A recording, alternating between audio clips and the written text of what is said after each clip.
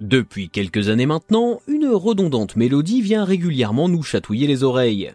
Les comics ne représenteraient que 4% du marché de la bande dessinée en France.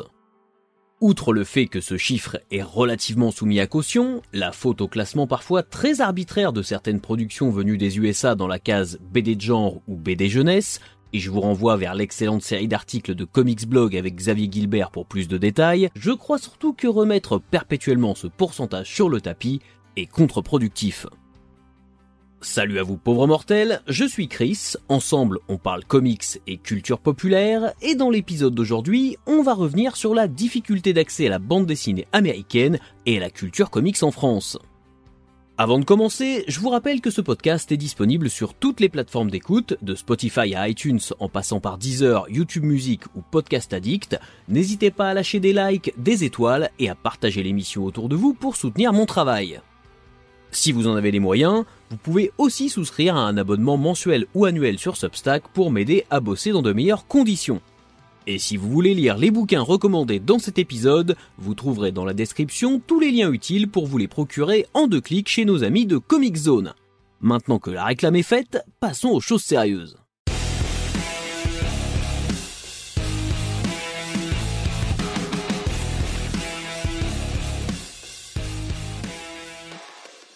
Si avoir une vision claire, précise et régulièrement actualisée de l'état du marché me semble indispensable, les discours visant à promouvoir ou à défendre les comics ne peuvent pas avoir pour principal argument le fait que la bande dessinée américaine est un sujet de niche qui n'intéresse qu'un tout petit groupe de lecteurs et de lectrices. Premièrement, parce que ça ne fait pas rêver de se dire qu'on se lance dans une activité de divertissement dont l'écosystème serait moribond, ce que ce chiffre de 4% laisse clairement imaginer à des néophytes. Et si je comprends que la symbolique est forte, c'est à mes yeux une fausse bonne idée. Parce que faire la promotion de quelque chose en construisant sa démonstration sur la preuve chiffrée que ça n'intéresse pas les gens ou que ça ne marche pas commercialement, ça peut être plus rebutant qu'autre chose pour quelqu'un qui aurait la curiosité de se renseigner sur le sujet. De toute évidence, il vaut mieux se baser sur des éléments positifs pour parler de comics aux gens. Et de mon point de vue, c'est pas ce qui manque. Richesse des univers, diversité des personnages, des genres, des intrigues, la liste est pratiquement infinie et c'est sans compter sur tous les cas pratiques de films ou de séries à succès qui s'inspirent des classiques de la bande dessinée américaine. Bien sûr, on opposera à tout ça une énumération des difficultés d'accès aux comic books, avec en premier lieu le fameux problème de la continuité qui rendrait inutilement complexes les premiers pas du lectorat débutant.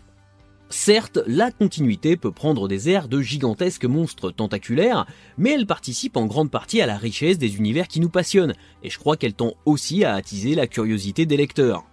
Comme je l'ai déjà raconté dans l'épisode consacré à mes premiers comics, l'aspect lacunaire de ce qui m'était présenté quand j'ai commencé à lire de la BD de super-héros m'a aussi donné envie d'en lire plus pour tout comprendre, à une époque où l'accès aux récits plus anciens était bien plus compliqué que de nos jours.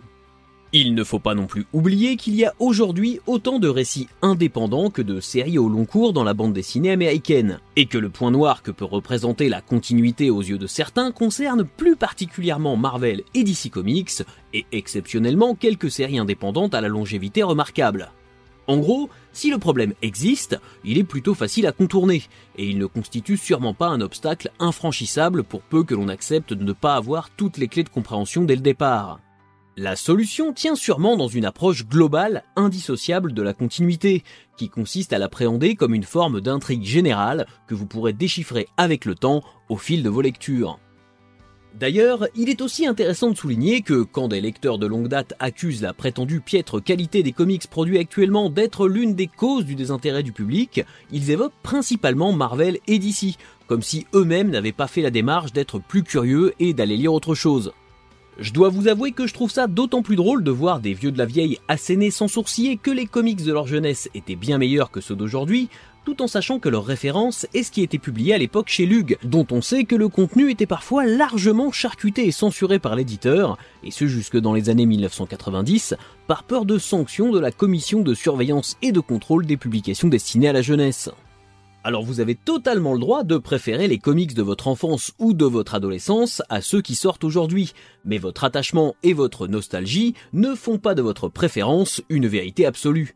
Quand bien même certaines séries actuelles seraient moins qualitatives à vos yeux, ça n'enlève absolument rien à ce que vous avez pu aimer, et passer votre temps à répéter que les comics actuels sont mauvais n'aura pas d'autre effet que de décourager les personnes qui voudraient se lancer, et donc qui auraient potentiellement pu découvrir par la suite ce que vous avez apprécié. Encore une fois, on ne peut pas valoriser une culture en listant ce que l'on considère comme des défauts, ni en l'opposant à une autre. Alors pourquoi faudrait-il nécessairement comparer les comics des années 70 et 80 à ceux des années 2010 ou 2020 ? Est-ce que quand on s'intéresse vraiment à la BD, on ne doit pas aussi s'intéresser à son histoire, à son évolution et aux thématiques qu'elle balaie au fil du temps ? Et ça me semble d'autant plus vrai dans le cas des comic books, dont on sait qu'ils se sont toujours fortement inspirés du contexte social et politique contemporain de leur publication. L'autre sujet qui anime les débats, c'est le prix des comics. On ne va pas se mentir, lire de la BD, ça coûte cher, mais c'est un constat valable pour à peu près toutes les passions que vous pourriez pratiquer. Qu'il s'agisse d'un sport, d'une activité culturelle, d'une collection, ou d'un peu de tout ça à la fois, avoir une passion, ça coûte souvent très cher, et lire des comics se range dans la catégorie que l'on nomme, avec plus ou moins d'ironie, les loisirs de riches. Évidemment, dans un monde idéal où on aurait droit à une vraie justice sociale et à un système économique plus équitable, l'accès à la culture serait facilité, plutôt que d'être systématiquement remis en cause par des élus déconnectés qui ne savent faire que du nivellement par le bas tant qu'ils ne sont pas concernés. Mais je ne vous apprends pas que c'est une utopie encore lointaine. Si les formats sont de plus en plus beaux, ils sont aussi de plus en plus coûteux, et il est souvent impératif de faire des choix et de prioriser ses achats si on veut respecter son budget. D'un autre côté, rationaliser sa consommation de comics n'est sûrement pas un mal, tout comme se tourner vers le marché de l'occasion pour donner une deuxième vie à des ouvrages qu'ils méritent. Déjà parce qu'il y a un petit aspect écologique là-dedans qui est toujours bon à prendre, et puis parce que ça permet peut-être aussi de mieux apprécier ses lectures, en sachant qu'on a acheté ses bouquins parce qu'on en avait vraiment envie. Beaucoup d'influenceurs participent, parfois malgré eux, à cette éternelle mise en avant de leurs dépenses et des comics qui s'entassent sans être lus. Une image qui est presque effrayante pour un non-initié dont le budget n'est pas extensible à l'infini.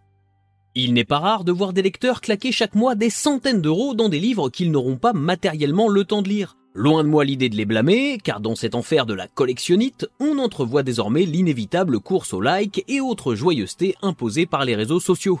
Les comics deviennent presque des achats de principe, comme si tout posséder était une nécessité absolue pour embellir son quotidien.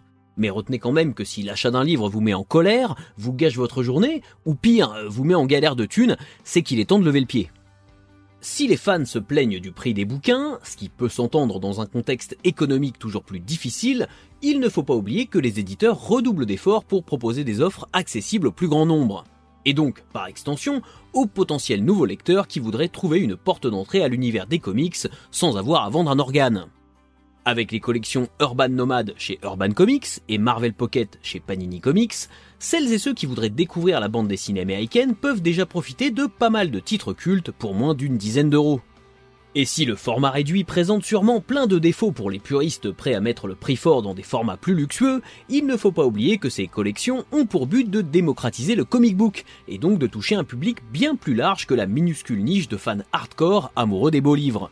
De mon côté, bien que lecteur de longue date, la collection Nomade m'a permis de lire des séries comme Y le Dernier Homme, que je n'aurais peut-être pas acheté en grand format compte tenu de l'investissement que ça représente. Donc j'ai tendance à croire que tout le monde peut trouver son bonheur dans ces initiatives. Si vous voulez découvrir le genre super-héroïque dans ce qu'il a de plus efficace, Ultimate Spider-Man, dans la collection Marvel Pocket, est aujourd'hui un standard absolu de ce que doit être la relecture modernisée d'un personnage classique. Même si la série de Brian Michael Bendis et Mark Bagley affiche 2 décennies au compteur, elle reste à la fois très divertissante et tout à fait accessible, même si vous n'y connaissez absolument rien en comics. Elle a l'avantage de revisiter l'histoire de Peter Parker, que tout le monde ou presque connaît aujourd'hui, sans souffrir de l'aspect daté des publications Marvel du Silver Age, dont la partie graphique et le ton peuvent faire fuir les néophytes et les plus jeunes. À côté de ça, et toujours pour moins de 10 balles, Marvel Pocket propose également de découvrir Ultimates de Mark Millar et Brian Hitch, une version beaucoup plus sulfureuse et politisée des Avengers, qui me paraît justement ultra pertinente si vous êtes lassé de l'aspect lisse et aseptisé du MCU. Aujourd'hui, la série est un peu dans son jus, mais elle reste une très belle démonstration de la façon dont le comic book de super-héros mainstream essaie régulièrement de se réinventer en capturant l'air du temps. Et puis, on retrouve dans cette collection le désormais incontournable The Boys de Garth Ennis et Darick Robertson. L'adaptation live sur Prime Video, qui s'est imposée comme une sorte d'anti-MCU pour beaucoup d'adeptes de films de super-héros qui commençaient à se lasser de la recette, a offert une deuxième jeunesse au comic book original. Et à titre tout à fait personnel, je trouve que grâce à la réactualisation de ces thématiques, la série diffusée sur Prime arrive à être meilleure que le matériau d'origine, ce qui en fait un cas pratiquement unique parmi les adaptations de comics. Mais la bande dessinée reste quand même une pépite méta et irrévérencieuse qui pousse les curseurs du trash et de la parodie toujours plus loin pour notre plus grand plaisir, et sa lecture s'avère assez indispensable. Chez Urban Comics, et encore une fois pour un prix modique, la collection Nomade propose une sacrée liste de classiques instantanés de la bande dessinée américaine, toute époque confondue. V pour Vendetta, Batman Un long Halloween, Mr. Miracle, Nous trois ou Superman Red Son. Que vous soyez fan de super-héros, de science-fiction, de polar, de fantasy ou de fiction plus politique ou intimiste, le petit format de Urban vise un maxi public de lecteurs et de lectrices, qui pourra par la suite se plonger dans des œuvres aussi brillantes que Watchmen ou Planetary. Et même si certains pourront se plaindre du fait que le format poche ne met pas en valeur les planches de tel ou tel artiste, ou complique la lisibilité de certains passages, eh bien c'est une contrepartie inévitable compte tenu du prix proposé par Panini et Urban, qui me semble négligeable en comparaison de comment ces collections amorcent une démocratisation unique en son genre de la bande dessinée américaine chez nous, auprès d'un tout nouveau lectorat qui cherche avant tout des bouquins accessibles en termes de prix. Là encore, il en faut pour tout le monde. Que des gens lisent ces petits formats n'enlève rien à votre passion pour les bibliothèques remplies de grands albums de luxe cartonnés. Les reproches faits au petit format sont d'autant plus contradictoires que, d'un autre côté, il subsiste une communauté d'irréductibles prêchant le retour du format kiosque. Le kiosque, une légende glorifiée dont le format et la qualité de fabrication permettaient certes de limiter le prix à la caisse, mais qui a fini par disparaître tant pour des raisons de coût de distribution que d'évolution des modes de consommation. En ce qui concerne l'accessibilité, l'idée selon laquelle les kiosques étaient disponibles plus facilement est là encore assez idéalisée. En effet, depuis pas mal de temps, suite à mes articles traitant de comics dans les années 1990, je reçois de plus en plus de témoignages de gens qui galéraient à suivre des séries en kiosque, faute de régularité dans la distribution des fascicules chez leurs marchands de journaux. Sans compter qu'aujourd'hui, les points de distribution de presse et autres buralistes ont tendance à se faire beaucoup plus rares, et que les gens ne les fréquentent plus comme avant. Nos habitudes changent à tous les niveaux et le marché de la bande dessinée doit s'y adapter lui aussi. Le bon vieux temps des kiosques n'est plus, et que l'on considère cela comme une bonne ou une mauvaise chose, faire machine arrière n'est clairement pas viable pour le moment. Il est intéressant de noter que, si l'on creuse un peu, certaines solutions finissent également par s'opposer. La périodicité des kiosques ne faisant par exemple que rendre encore plus prégnants les travers de la continuité, en comparaison du format librairie qui rend l'accès au volume précédent plus aisé. En gros, si vous en doutiez, il n'y a pas de formule magique, et trouver celle qui fonctionne le mieux est un véritable défi qui ferait vaciller le meilleur des équilibristes. Et puis, en dernier lieu, est-ce qu'il ne faudrait tout simplement pas accepter que les comics, ça n'intéresse pas les gens ? Sans aucun jugement de valeur, il y a énormément de choses auxquelles je ne m'intéresse pas dans la vie, parfois simplement par manque de temps. Et quand bien même vous pourriez me démontrer par tous les moyens possibles que cette activité que vous adorez est géniale et passionnante, il est peu probable que je parvienne à consacrer du temps et de l'argent à celle-ci. Déjà parce que je ne peux pas être partout à la fois, et aussi tout simplement parce qu'elle ne correspond peut-être en rien au centre d'intérêt que je peux avoir dans la vie. L'espèce de prosélytisme permanent dont devraient faire preuve les fans de comics pour mettre en avant leur passion ne part jamais d'un mauvais sentiment. Mais il est souvent vain, principalement parce que cette passion pour les comics ne vient pas de nulle part. Elle est le fruit d'un parcours culturel et social qui fait que, de fil en aiguille, vous en êtes arrivé à lire des comics. Et c'est peut-être pour ça qu'il faut accepter que les gens se foutent royalement de ce qui vous fait vibrer et qu'ils ne changeront d'avis sous aucun prétexte, aussi convaincant que vous puissiez l'être, tout simplement parce que leur histoire est différente. Alors oui, c'est frustrant, mais c'est aussi ce qui fait la richesse et la diversité de nos échanges en tant qu'être humain. Un monde où tout le monde partagerait un amour inconditionnel pour une même activité, et perso, moi ça me fait plutôt flipper. C'est pour ça que même si c'est super de vouloir faire découvrir ce que l'on aime aux autres, je vous conseillerais de kiffer de temps en temps votre passion pour votre propre plaisir, sans forcément chercher à tout prix à la partager. Il y a peut-être des gens qui seront offensés à l'écoute de cet épisode au titre malicieusement provocateur. Et sans mentir, j'ai pas mal hésité avant de le publier parce que je m'attends carrément à des retours agressifs et même violents d'une partie de la communauté des fans de comics. Mais premièrement, mon objectif initial n'est absolument pas de vexer qui que ce soit. Et deuxièmement, je crois que c'est important de savoir remettre en question nos façons de faire en tant que lecteurs de comics, cherchant à tout prix à propager notre passion, notamment parce que tout va très vite sur internet et que tout le monde ne passe pas forcément son temps à comparer les sources. Et puis le simple fait que j'appréhende m'exprimer sur ce sujet en dit déjà long sur le besoin global de remise en question de nos comportements. Moi le premier, avec le recul, il y a certains sujets que j'ai pu traiter et pour lesquels l'angle choisi n'était certainement pas le bon. Ça fait plus de 10 ans que je parle de comics sur le web, et sans surprise, ma façon de faire et de penser, et mes méthodes de travail ont évolué avec le temps, et elles ne sont plus les mêmes qu'à mes débuts. Il me semble d'ailleurs inconcevable de se dire qu'on passe notre temps à critiquer les comics et les films et les séries qui en sont tirés, sans jamais pratiquer notre propre autocritique. Si les artistes, les scénaristes et les réalisateurs qui produisent ce qui alimente notre passion sont faillibles, eh bien nous ne le sommes pas moins. À titre personnel, je ne prétends pas détenir la vérité absolue, ou même une quelconque solution miracle, mais j'essaie d'apporter ma vision de façon constructive, en espérant que ça pourra peut-être alimenter la réflexion d'autres personnes qui en feront de même, et ainsi de suite. J'ose croire que les lecteurs et les lectrices francophones sont assez sensés et éclairés pour participer, chacun et chacune à leur échelle, à l'amélioration du discours global visant à défendre notre centre d'intérêt commun, et ce, malgré des désaccords qui découlent de la diversité de la communauté que nous formons, parfois bon gré mal gré.